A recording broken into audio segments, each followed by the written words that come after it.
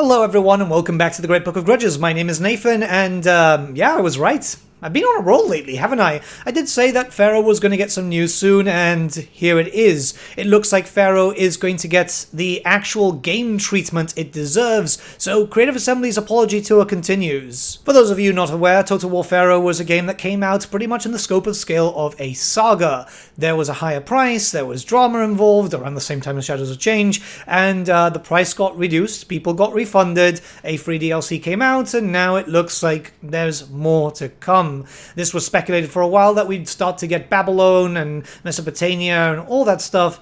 Well, yeah, it looks like it's coming. So let's read over it. Hello, Total War community. We hope the valiant Montu has brought victories to those of you who braved the battlefields of ancient Egypt, Anatolia, and the Levant. While the wisdom of Toph will bolster the decisiveness of those who are yet to thread those ancient fields of destruction. In January, we launched the High Tide update for Total War Pharaoh, welcoming the harbingers of the Bronze Age collapse, the Sea Peoples, as a new playable culture alongside their two dedicated factions, bringing their core roster up to 10.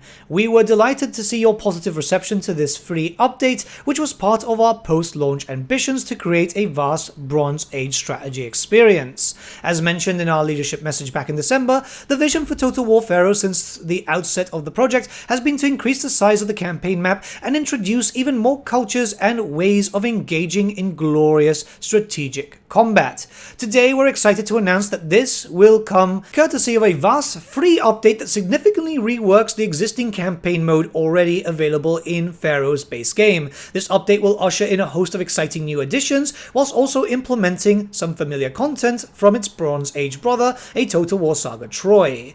We want to improve your experience of this most iconic age, and we're working hard to deliver it later this year. In terms of the content you can expect to experience, prepare to embark on a conquest across a map that has greatly increased in size, as we add the renowned and highly requested regions of Mesopotamia and the Aegean regions to the conflict alongside the playable cultures of Babylon, Assyria, Mycenae, and Troy. Whilst within the strategic campaign layer, you will have access to all new mechanics such as the dynasty system, which adds mortality and succession to the faction leaders, quest to leave behind a legacy that will survive the ages, and finally within battle you can expect over 80 new units for the Mesopotamian factions, alongside an addition of over 70 reworked units from a Total War Saga Troy. Given that this update will take some big changes to the way in which Total War Pharaoh plays, we'll be taking steps to ensure that you will still have the choice to experience the original campaign, should you wish to. We'll reveal more information on how this will be achieved in a later installment.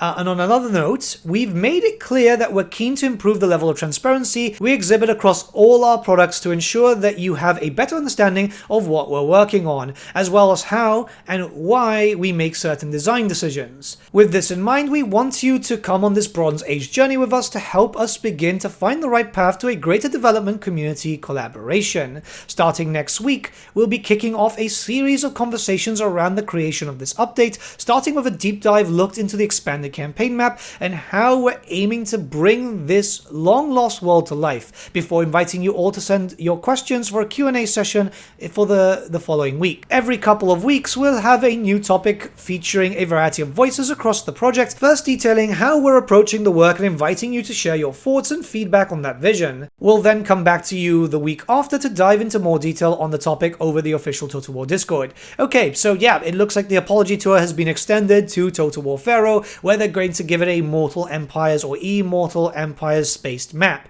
So they're going to start actually making it a proper game, which is fair. You know, this is what people have wanted. I know there's not a lot of people playing Pharaoh right now, but that's actually because it felt like a fucking saga. Let's be honest there. It was tiny.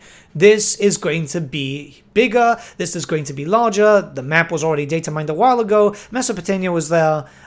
So yeah, I mean, this is going to be quite interesting. It's something that I'm kind of keen on looking onto, because obviously I was right. The whispers and the rumors that I've been hearing have been correct. I am a freaking wizard. There's no word on what's going to happen with Mythos, which I think would be a massive shame, but I imagine that yes, there will be some sort of DLC for the Mythos stuff down the line, just to kind of flesh that out, if they obviously want to make some money, because yeah, it's been a bit of a shit show, let's be honest there.